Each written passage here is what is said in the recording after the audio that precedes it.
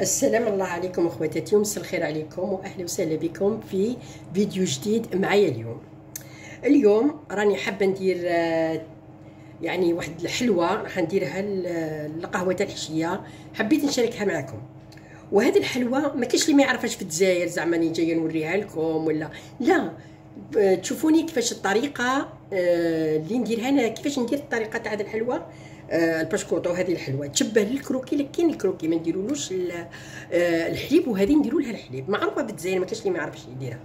الوغ انا حبيت نشارككم كيفاش انا الطريقه تاعي كيفاش نديرها. نبداو بسم الله على بركه الله. هنايا عندي 3 حبات بيض بهذا الحجم، عندي 100 مليمتر لتر نتاع الزيت. انا نخلط الزيت مع المارغرين، لكن كاين يديروا له الزيت وحده، انا هكذا نديرو. وعندي نفس الكميه 100 مليلتر نتاع حليب دافي. وعندي كاين يديروا انا ما نحبش الحلوه حلوه بزاف، الوغ راني دايره 150 غرام سكر، واللي يحبها حلوه يدير 200 غرام سكر. عندي لافاني فاني سكر، وعندي البيكربونات. علاش نديروا لها البيكربونات كما تعرفوا؟ باش تجي شويه مشقه، هذاك هو السر تاع هذه الحلوه.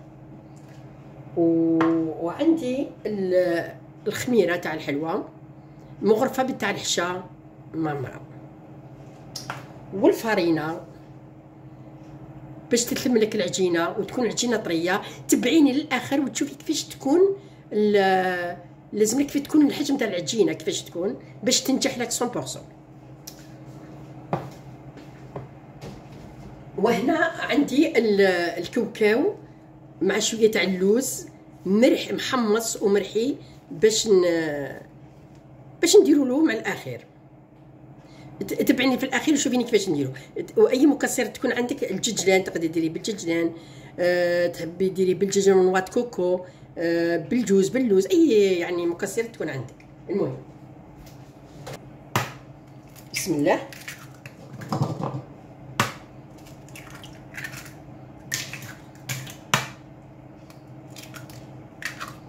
ثلاثة نزيدو السكر، قلنا 150 غرام سكر، خدموه بالفوي 5 حلوه سهله مهله، معروفه في الجزائر، يخدموها بزاف في الجزائر، يخدموها في المحلات. ويعني ما تديلكش الوقت، ما 10 دقائق وانت وجدتيها، ولا 15 دقيقه وانت وجدتي هذه الحلوه.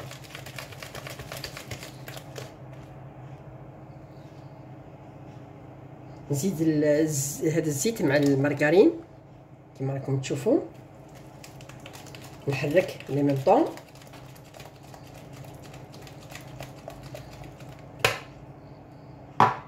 نزيد هذا الحليب،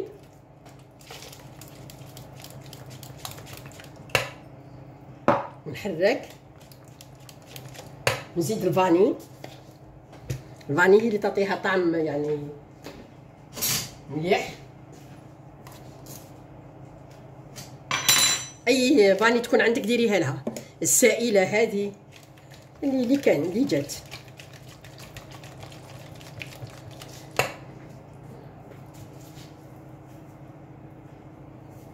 عندي قرصه ملح ما بين صباحتيه،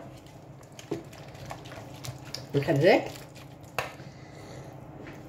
نجيب البيكربونات.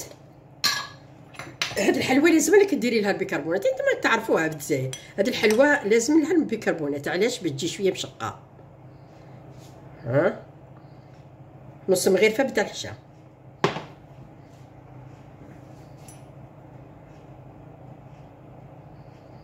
فوالا كما تعرفوا هذه الحلوه ما تتنعجنش، ما نبقاش نعجنوا فيها، تخدميها غير باش تنجح لك 100%.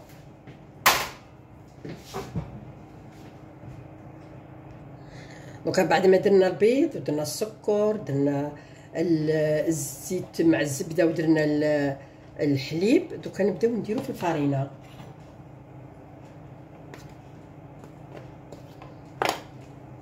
شوفي كيفاش نبقاو نخدموا فيها غير بهذه الطريقه. شوفي غير بالعقل، ما تنتلكش هذه ولا تعجنيها، ما تعجنيهاش باسكو انا اذا عجنتيها ما تنجحلكش.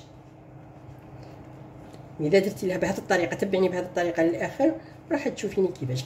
حنا في الجزائر كاع نعرفوا نخدموا هذا الحلوى، لكن كل واحد طريقته كيفاش يخدمها.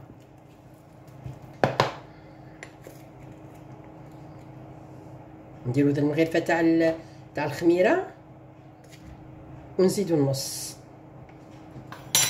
فوالا كنحركو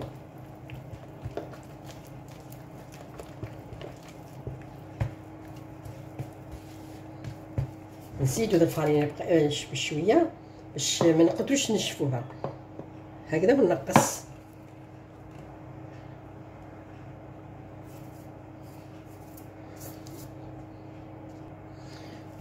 شوفوا دوكا كي راهي تتلصق في صبوحتيه، دوكا نحبس، ما نزيدلهاش الفرينه ماغري راهي تلصق لي هكذا. كي تشوفي بعد نلمها، كي ندير الزيت بعد تشوفيني كيفاش نديرها. دوكا نحيها كاع من هذه مصبوحتيه، نشل يديا ندهنهم بالزيت ونجي نشكلو.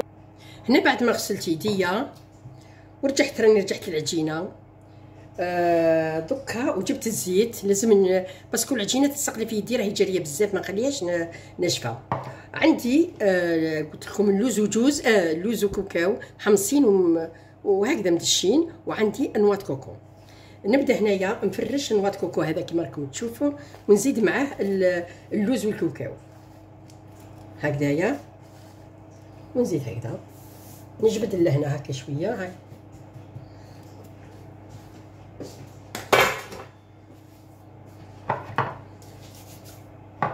ندير في الزيت في يديا كما راكم تشوفوا هكايا،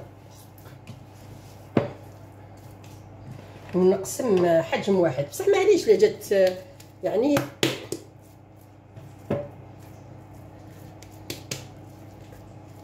نحط هكذا، نحط هاد العجينه هكذا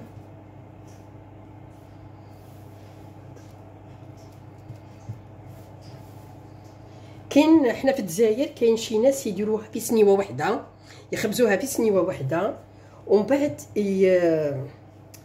يديروا لها المعجون، ومن بعد يزيدوا لها الفوق المكسرات هكذايا.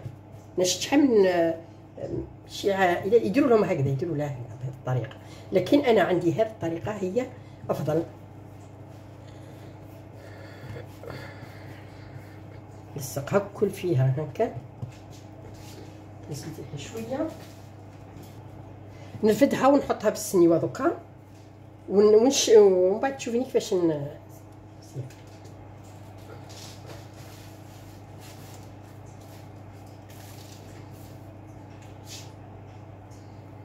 السنيوه لهنا كما راكم تشوفوا، ونبدا نشكل فيها. هاي ما نخليهاش طالعه بزاف باسكو تجي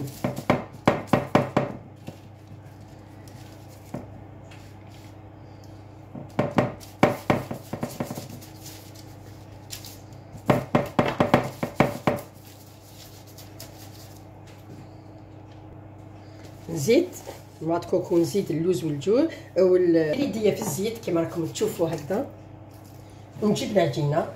لازم العجينه اذا ما كانتش طريه هكذا كما راكم تشوفوا، حتى ديروا الزيت باش تقدروا ترفدوها ما تنجح لكمش. ديروها شويه برك ناشفه يابسه ما تنجحش، الكاطو هذا ما ينجحش.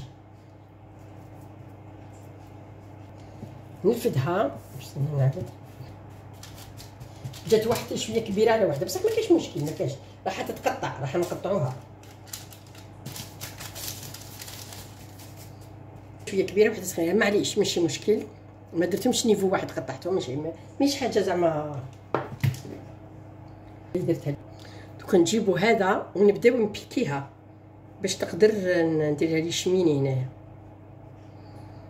باش تتنفس الحلوه تاعنا.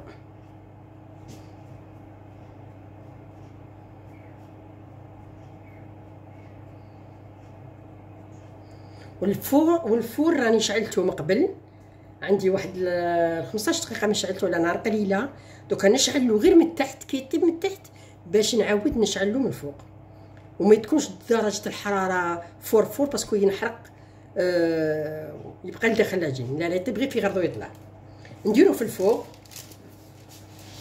هنا كما راكم تشوفوا راح ندير كريم ديسير. واش نحتاج في كريم ديسير؟ نحتاج المايزينا، نحتاج الجيلاتين تاع السكر، جيلاتين هذا اللي يخدموا به التحليه، وعندي 2 حبات كيوي، وعندي 200 مليلتر نتاع الماء، وعندي الحليب. دوك تشوفوا شحال ناخذ الكميه تاع الحليب. فوالا دوكا كما راكم تشوفوا نقيت هذه الحبه تاع الكيوي، ودوكا نقطعها هنا ونميكسيها.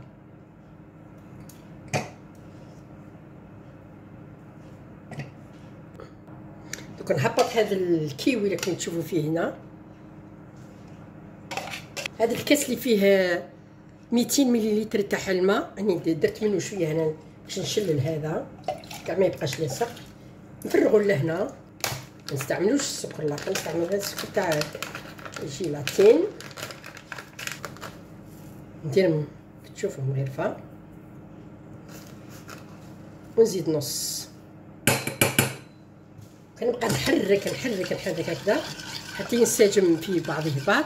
كما راكم تشوفوا درت مغرفه ونص تاع السكر جيلاتين درتها نواسيه، ومن بعد نديرو فوق النار دوكا. فوالا هنا عندي 25 غرام تاع مارغرين ولا زبده اللي جا ديريها، نحطها هنايا. نذوب هذه الزبده كما راكم تشوفوا هكذا. ندير لها المغرف هذه تاع المايزينا، نحرك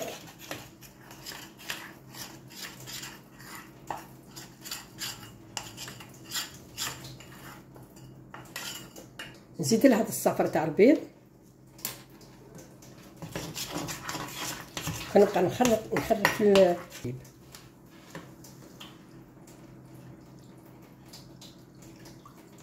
فوالا فرغي بشويه. هذه ترفد نص لتر. هذه الكبيره اللي درت فيها الكيوي ترفد لتر.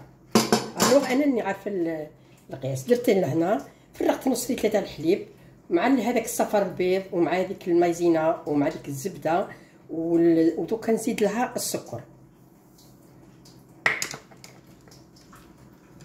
2 مغارف بتاع الحشا تاع السكر، ما تكونش حلوه بزاف باسكو هيكا هذيك الاخرى راهي حلوه. نحرك تاع لافاني،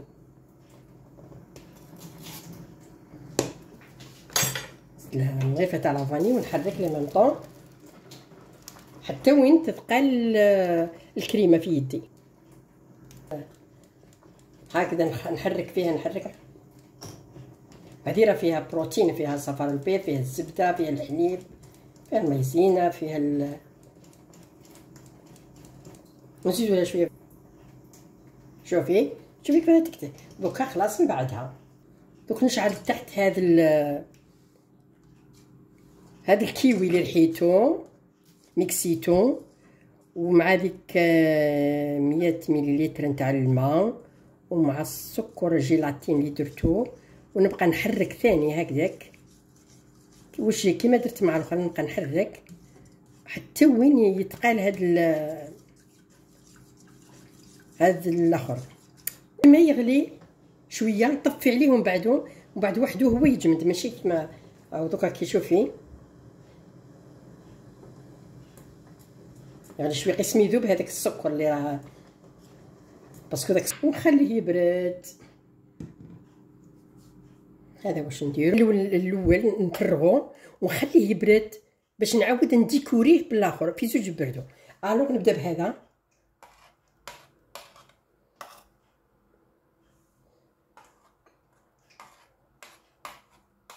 هم يبردو اكوتي على جهه، ما نقدو باسكو علاش ما نقدوش نديرو مسخونين للزوج، لازم يبردو في 2. دوك انا هنا راني قشرت الحبه الاولى قطعتها وراني نقشر في الدوزيام. حنا نهضروا قلنا علاش تهضروا نتوما دوزيام باش معناتها يعني راني نقي في الحبه الثانيه. كيوي سمحوا لي ما وريتلكمش. شوفوا كيفاش درت الطريقه بعد ما برد لي ما برد. نجيبو هنا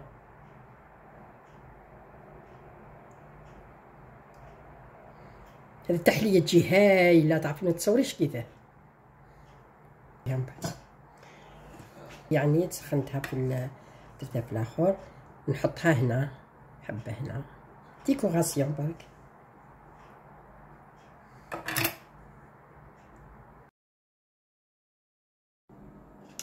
بعد ما طبنا هذا البسكويت، هذه الحلوه طبت لنا، شوفوا ما شاء الله كيفاش جات، يعني تصوروا فيها تجي بنينه بالبزاف. هذاك المكسرات يعني تجي مقرقشه من فوق، في واحد القرميشه من داخل طري طري طري فوق ما تتصوروا. وهذه التحليه اللي درتها شوفوا بالكيوي، جربوهم في زوج هذه التحليات يعني ما تصوروش كيفاش بنان.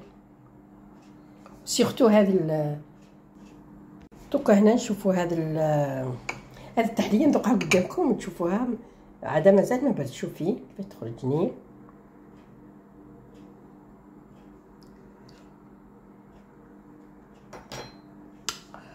ولا اروع لكم في الجنه. نتمنى ان شاء الله هذا الفيديو يعجبكم وينال رضاكم. الى اللقاء في الملتقى ان شاء الله مع فيديو جديد وخد اخر.